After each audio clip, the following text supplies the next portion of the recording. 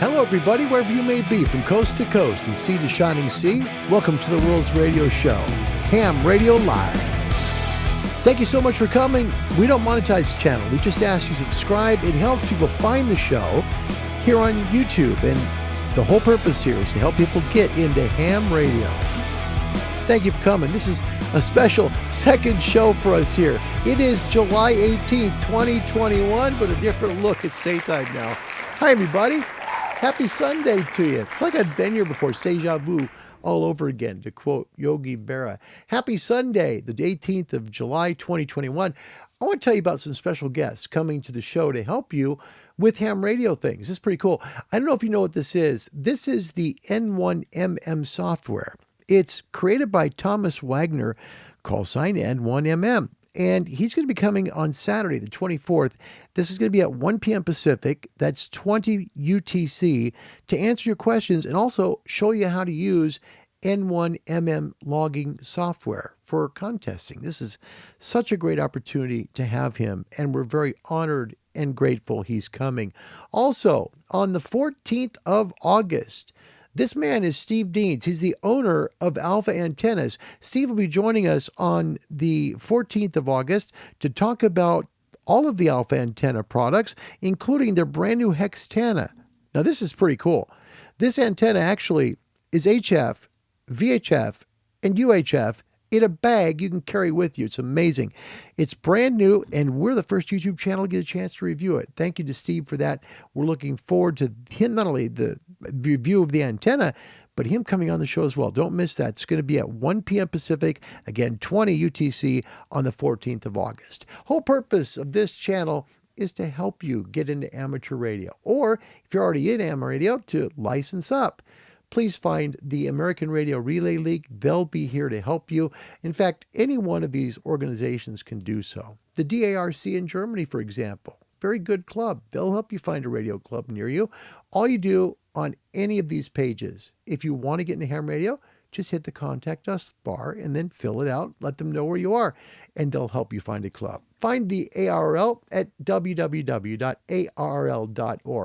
In Great Britain, find the Radio Society of Great Britain at www.rsgb.org. And for our folks in Canada, the Radio Amateurs of Canada can be found at www.rac.ca.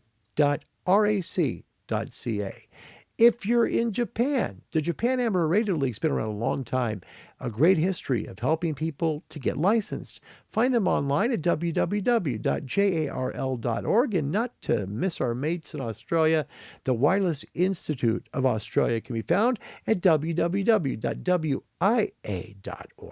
If you'd like to email the show, have a show suggestion, maybe a question, or something to say hello, like Mike did yesterday. Man, that touched my heart like crazy. If you missed the letter, take a look at the last show. Very beginning, I read it. It just broke my heart. Mike, again, all the very best to you.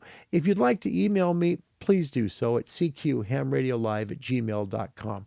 If you'd like to support the channel and its mission to help to bring people into ham radio from around the world, that's the whole passion here, please do so. My PayPal address is proverbs356@me.com.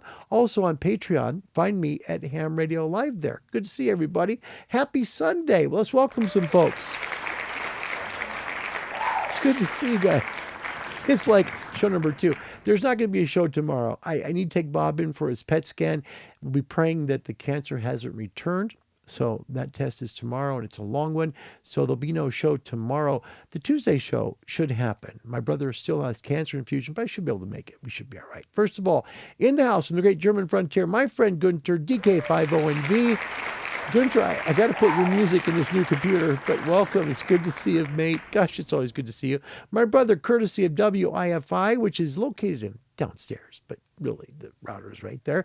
Finally, we can, tell you the whole story of the, our house. Anyway, Bob, welcome to the channel. My brother, who I'm very proud of, you fought cancer so hard, brother. I'm very proud of you. You're my hero in life. My brother, Bob. Congratulations for all you've done.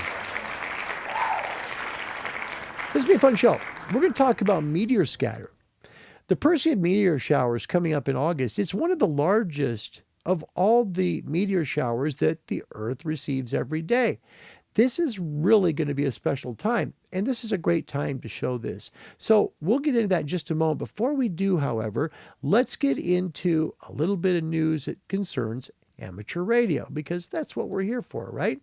First of all, the Youth on the Air contest second leg is going to happen on July 18th from 10 UTC to 21:59 UTC. Now, in the first leg that was done in June, more than 100 entries came in from hams, literally contesters, between 7 years old and 25 years old.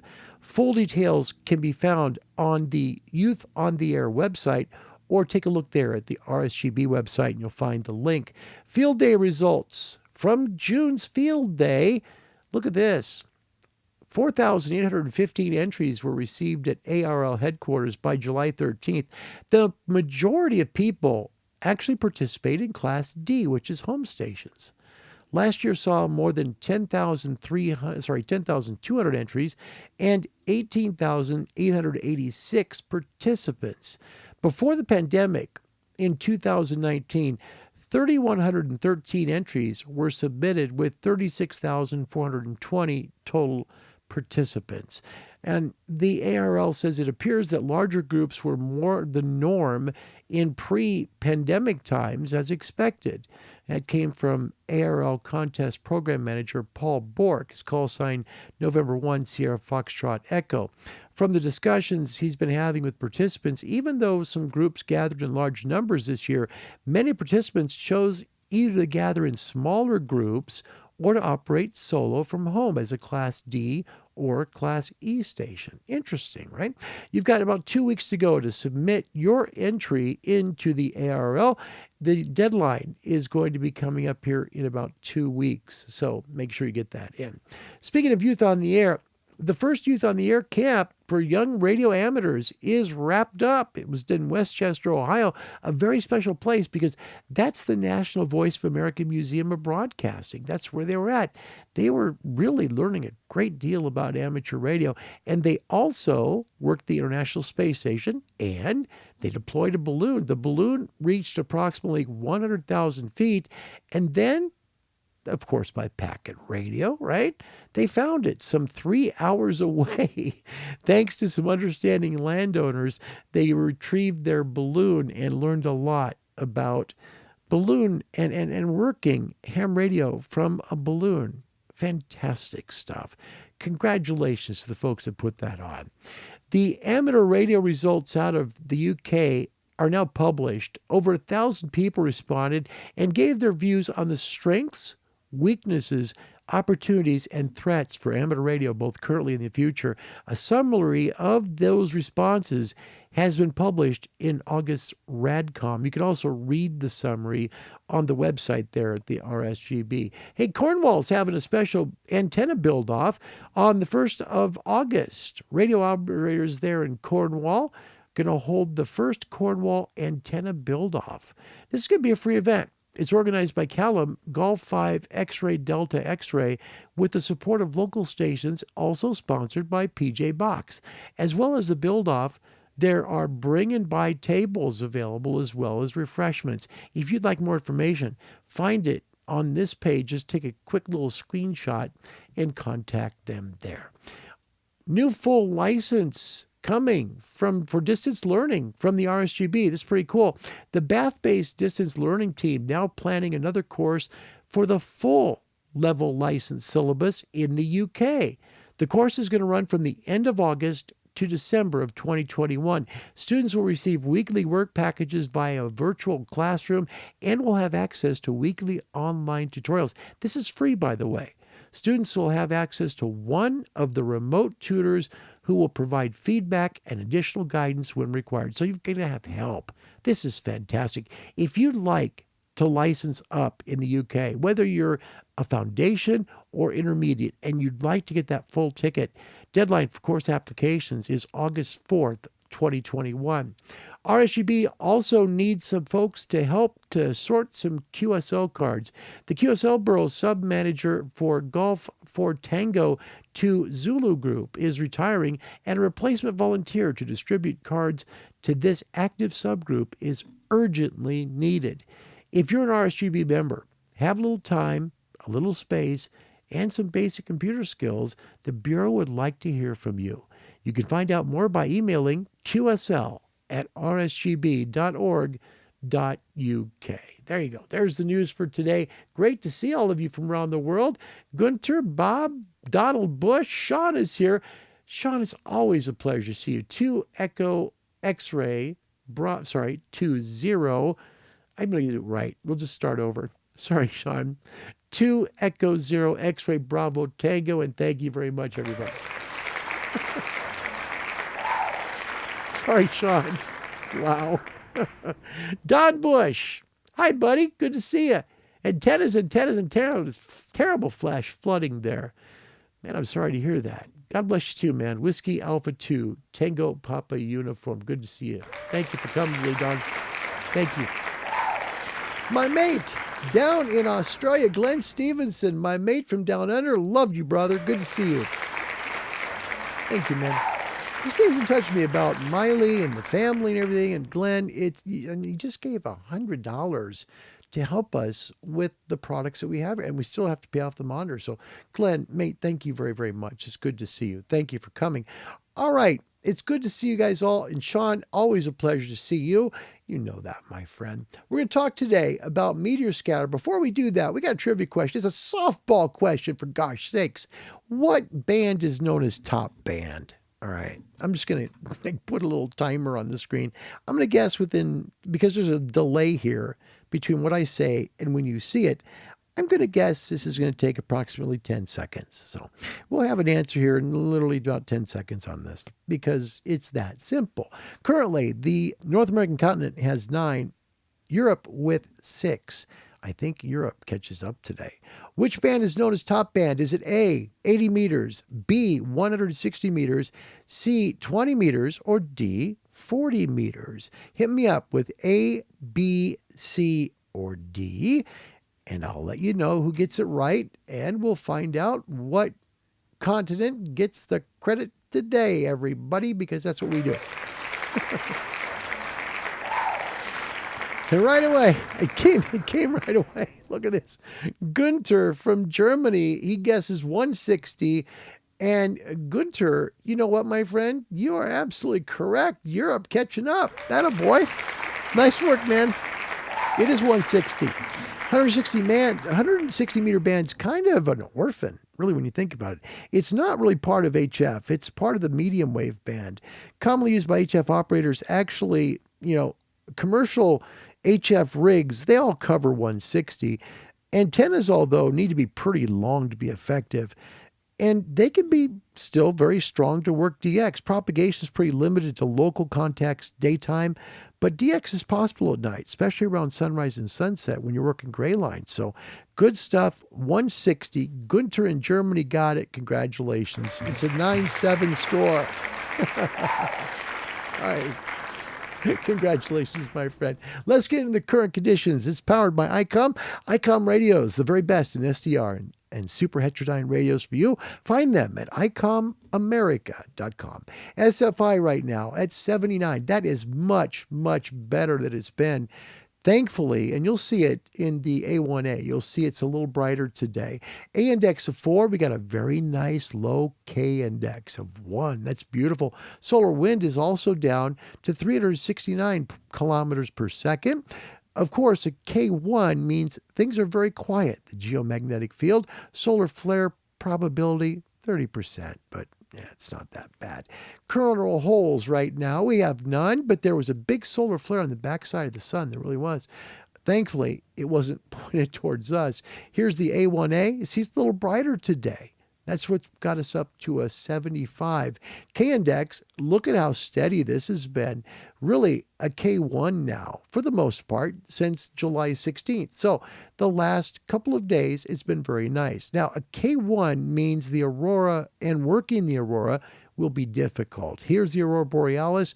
It's literally non-existent. This is because of continued K1, over and over again. There's just not enough coming from the geomagnetic field to charge it up. Here it is in Australia, so the aurora australis, not very good. MUFs around the world.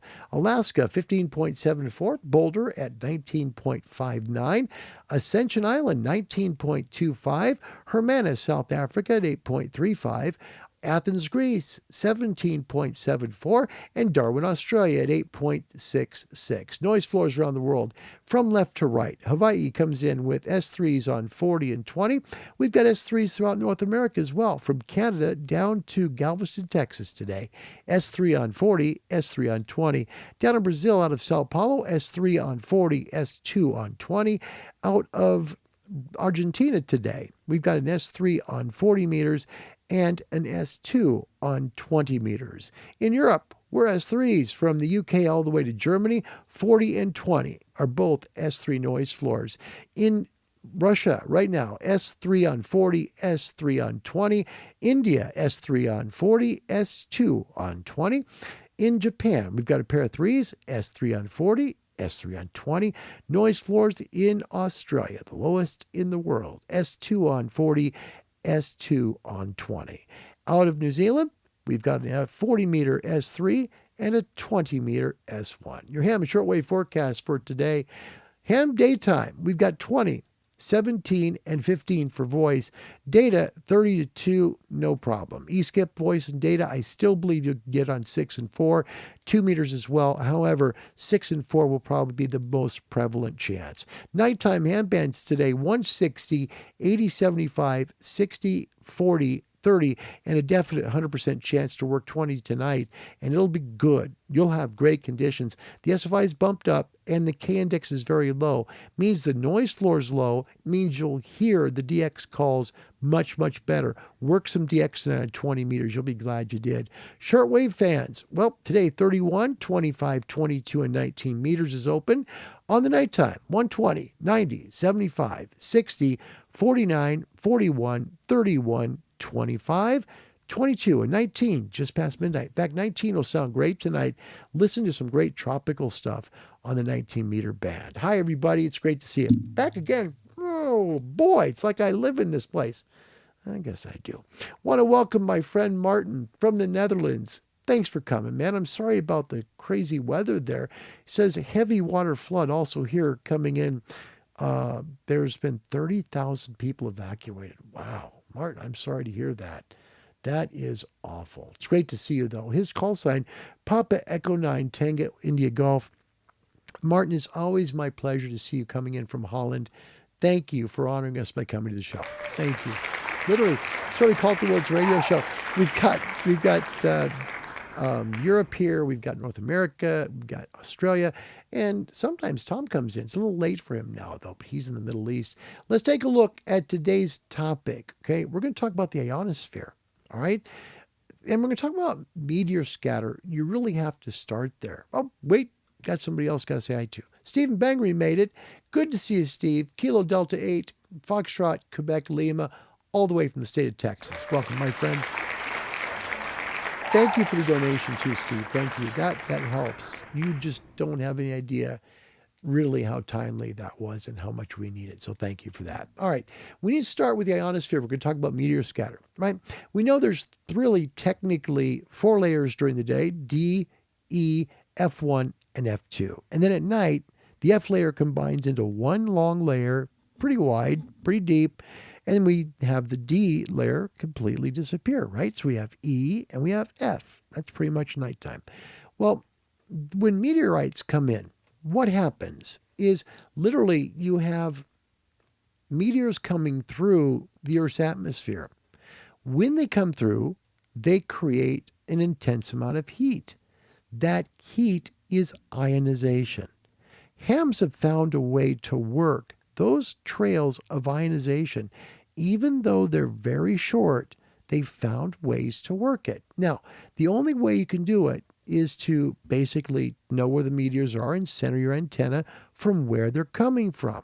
We'll talk about that today. But first, a wonderful video from the National Geographic Channel describing meteor showers, when they come, and what they're about. Nearly 50 tons of space debris crash onto the Earth every day. While some debris shyly dissipate into the atmosphere, others display a spectacular light show. Meteor showers occur when the Earth's orbit intersects with the orbit of a comet. As comets travel, they leave behind trails of rocky material, oftentimes the size of pebbles or grains of sand, but sometimes as large as boulders. Every year, the Earth crosses these trails of debris, known as meteoroid streams, and the planet becomes sprinkled with rocky material. The debris then race through the Earth's atmosphere, creating friction with air particles and generating vast amounts of heat. This heat vaporizes and illuminates the debris as they fall, creating streaks of light in the sky, popularly known as shooting stars. These celestial light shows are often named after the constellation where they appear to originate as seen from Earth's surface. Meteor showers that seem to fall from the constellation Perseus are called the Perseids, and those appearing from the constellation Gemini are called the Geminids. About 30 meteor showers can be seen from Earth throughout the course of a year. And because the showers are timed with Earth's orbit, the celestial phenomena are cyclical and occur at regular intervals. For example, the Perseid meteor shower happens every August, and the Geminid meteor shower happens every December. Meteor showers have inspired awe and admiration for millennia. In Christian tradition, the Perseid meteor showers symbolize the tears of a saint, Saint Lawrence, who was executed in August of the year 258. And in the 1st century AD, the astronomer Ptolemy believed that shooting stars were a sign of the gods looking upon mortals and listening to their wishes. Inspiring everything from making wishes to reveling at the sky, meteor showers are a reminder of our place in a dynamic and beautiful cosmic ecosystem. I want to thank the National Geographic Society for putting out a tremendous video about meteor scatter, really meteorite showers, which help us to start the whole story. When those meteorites come through the Earth's atmosphere, as is stated, they create a lot of heat. Well, heat makes the ions in the ionosphere vibrate, so it charges them up. That's what hams work. They're brilliant at this kind of stuff. Allow me to introduce myself. My name is Wile E. Coyote. Genius. Exactly, that's how it works. Hams are brilliant. They just find a way. Let's take a look at working meteor scatter. Now, it's not easy to do, I will tell you that. It can be done. How do you do it? Here's a great video. I'll have the link to the video channel here in the description below. Catch a falling star and put it in your pocket, never let it fade away. This is incredible. I left this running overnight, and when I got up at 6 AM, there was nothing on the screen. But then I came back at 7, and it was full of call signs. What am I talking about? It's meteor scatter on 6 meters, using the MSK 144 mode. I still don't know much about it, but if you're set up to do digital modes like Whisper or slow scan television, and you can receive 6 meters SSB, then you can at least receive and see what the action is all about. Here in Australia, we set our gear to 50.230 MHz upper sideband. Elsewhere, other frequencies seem to be used, with 50.260 being the default on the program. The program I'm using is WSJTX by K1JT. You can download it for free.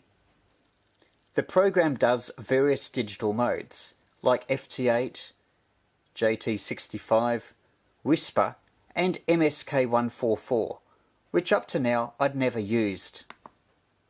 But look at the results on the screen. This is from 6:22 AM and there's a long list of call signs until 6:50 AM, so around 30 minutes of activity. Most of them are from VK3HY, who's fairly local to me, but if you scroll down, you can see that there's a contact between VK3HY and VK4CZ. And you can see just here, I'm actually receiving VK4CZ at this split moment at -1, then -2, and then 0. So quite reasonable signal strengths for a weak signal digital mode. And apart from VK4CZ,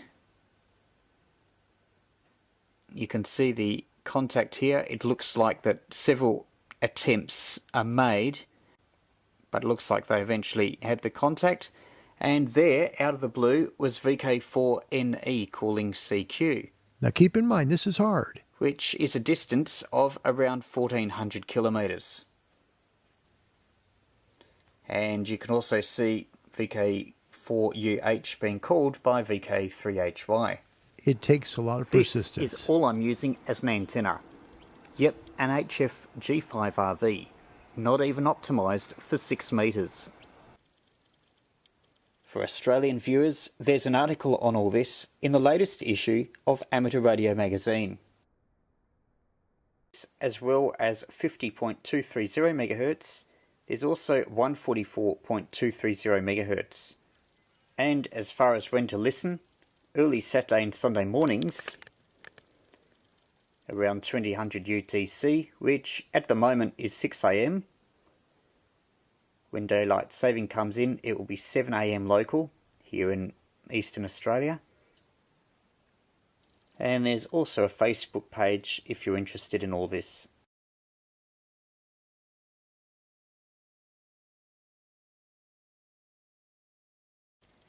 You might think there's nothing going on 6 metres, activity is low and propagation is poor. But you never know what is happening. Just leave your gear on the MSK144 frequency used near you, particularly around an activity time, and you'd be surprised what pops up on your screen.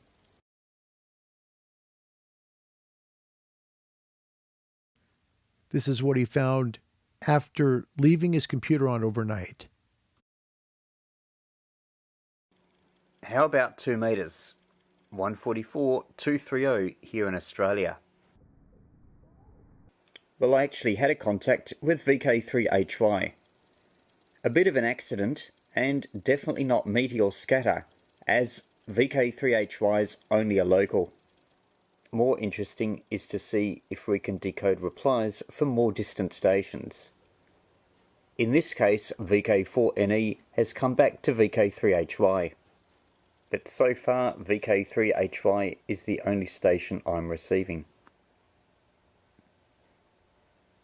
Again, there's a lot of work, a lot of patience here. Sending multiple reports to VK4NE, and because they're repeated, must mean that VK4NE isn't getting them. They'll keep trying until there is reception of one of them, then they'll move on to the next part of the contact. That will be an acknowledgement that it's been received, and then finally 73. So it's a very bare bones contact, no free text, very similar to FT8. Just scrolling down, a lot of attempts by VK3HY to get the signal report through to VK4NE. But eventually, as you can see by the 3 R's, communication was established. It just shows how fragile 2 metres Meteor scatter is compared with 6 metres, where contacts were a lot shorter and far fewer attempts were needed. There you go. That's a great video about meteor scatter, and really it takes so much patience. You have to keep trying and trying. Keep in mind, when you see, what we call a falling star, right? The meteor coming down. It's a quick beam of light. That's what hams are working. The key is to look at where they're coming from. there's a certain area in the sky that usually meteors will come from, a source. As Don mentioned, and I love this comment, I want to put it back on the screen. Here at my QTH, tilting the quaggy between 15 to 35 degrees works really superb. Scatter is such an interesting type of communication, especially on the magic band of 6 meters. 6 is great, as is 10. A lot of 10 meters will be done on meteor scatter. Take a look. Do some research. Find some information that might be helpful to you to work this amazing way to work ham radio. Now, most contacts are FT8, they're digital, or there are circumstances you could do sideband, but very rarely. It's so hard because the ionization is very, very quick. So you need to work very, very quickly. Most of them, if not pretty much all, are digital. So that's meteor scatter. Simply working a meteoroid coming down through our atmosphere, causing heat, making the ions in the ionosphere highly charged. And that's where you point your antenna. And that's where you make your calls. All right, we'll see you on Tuesday. I thank you sincerely for watching today's show. I really do. I want to remind you, we'll be having Steve Deans as well as Thomas Wagner. Thomas Wagner, the man who invented the N1MM contesting logging software. That's what you see right here. He'll be taking your questions this coming up Saturday, July 24th at 20 UTC. Then Steve Deans, the founder and owner of Alpha Antennas, will be talking about his new Hextana, as well as a lot of great products that the people at Alpha Antennas are making. We're grateful that you're here. I thank you for helping the channel. And again, if you'd like to get into amateur radio, we would love to have you join us. Contact someone like the Japan Amateur Radio League at www.jarl.org. Hit the Contact Us bar. Let them know where you are, and they will help you. If you'd like to support the channel, please help us out. Anything helps at PayPal. Proverbs356@me.com. If you'd like to email the show, you can find me at cqhamradiolive@gmail.com. All right, we're going to close off with a close down from Ireland today. I want to thank you for watching Ham Radio Live. Wish you the very best this Sunday. God bless you wherever you may be. I don't take it for granted you're here. I'm just grateful. Until next time, goodbye, everybody. Well, on Network 2 tomorrow evening, hopefully there will be live coverage of the big match between Portugal and Jack Charlton's Republic of Ireland. Programme will begin at 7:30, kick-off at 8, so you'll not miss any of the action, should the action go ahead on the field of play. And if that is the case, you're not going to miss any of the action on Coronation Street either. That's here on RT1 at 7:30, so fingers crossed. Hopefully that rain will stop. Well, that's all for tonight here on RT1. Hope you enjoyed our film. Until next time, from Colin Quinn, our director this evening, and myself, Noel Ferguty, a very good night to you. Do sleep well. Good night.